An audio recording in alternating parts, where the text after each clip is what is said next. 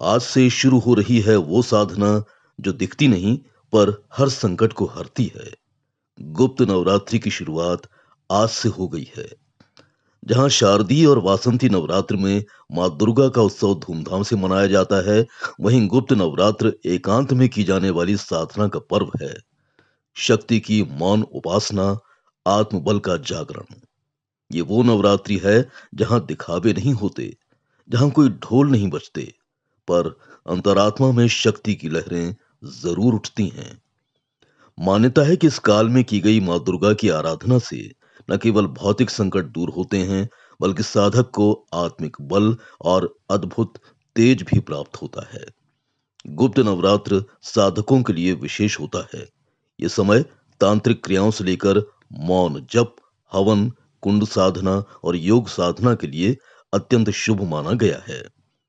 इस साधना में 9 रूपों के पीछे छिपा होता है केवल शक्ति का नहीं, बल्कि स्वयं से मिलने का प्रयास, एक नई शुरुआत, भीतर के अंधकार को हरने की साधना। यही है गुप्त नवरात्र। नमस्कार, मैं पंडित अरविंद तिवारी और गुप्त नवरात्रि अब प्रारंभ हो चुकी है। आज 26 तारीख से गुप्त नवरात्रि का शुभारंभ हो चुका है। गुप्त नवरात्रि जैसा हम सभी जानते हैं, नाम से ही प्रसिद्ध है गुप्त, यानी हर चीज गुप्त रखना है। साधना की नवरात्रि जिसको कहा जाता है। वासंतिक नवरात्र और शारदीय नवरात्र के बीच में आने वाला यह पर्व है जिसमें हम केवल और केवल साधना करते हैं। शारदीय नवरात्र और वासंतिक नवरात्र में तो हर चीज उदय होती है, जिसमें माँ के हर स्वरूप के बारे में और साधना के बारे में उदय रूप में बताया जाता है। परंतु यह नवरात्रि चतुर्मास से पहले आती है और आप देखेंगे इस नवरात्रि में हर चीज गुप्त रूप में रहकर साधना की जाती है। माँ जगत जननी के 9 अलग अलग स्वरूपों और 10 महाविद्याओं के स्वरूपों की आराधना की जाती है।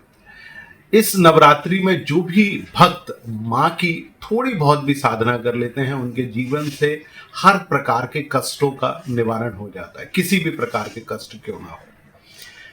इस नवरात्र में प्रमुख रूप से माँ बगलामुखी की पूजा और आराधना की जाती है।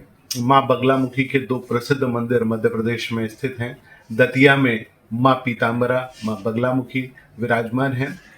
वहीं महाभारत कालीन जो मंदिर है नलखेड़ा, जो कि आगर जिले में स्थित है, वहां पर मां जगतजननी के प्राकृतिक स्वरूप के दर्शन किए जा सकते हैं। इस प्राकृतिक स्वरूप के आप दर्शन करेंगे, आपके जीवन में हर प्रकार की समस्या का निवारण होगा। मां बगलामुखी, मां धुमावती, मां मातंगी, माता काली, मां कमला, इनकी पूजा आराधना करने से हमारे जीवन में हर प्रकार के कष्टों का निवारण होता है। यदि आप दुख, संताप, परेशानी, अदालती, मुकदमेबाजी, शत्रु और विभिन्न प्रकार की बाधाओं से ग्रस्त हैं, तो माँ पीताम्बरा यानी माँ बगलामुखी का जाप करें। आज गुरुवार का दिन है, माँ बगलामुखी का दिन है।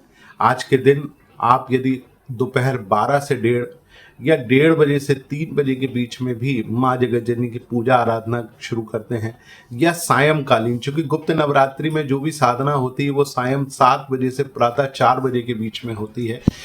कोई भी मंत्र जो आपके गुरु के द्वारा आपको प्राप्त हो या नहीं भी हो, तो आप माँ दुर्गा के साधारण मंत्र यानी ओम दुम दुर्गाय नमः मंत्र का जाप कर सकते हैं। यदि आप माँ बगलामुखी का मंत्र जाप करना चाहते हैं, जो कि इस प्रकार है, ओम ह्लीं बगलामुखीं सर्वदुष्टानां वाचम मुखम पदम स्तव जिह्वाम कीलय बुद्धिम विनाशाय ह्लीं ओम स्वाहा, तो आप इस मंत्र का भी जाप कर सकते हैं।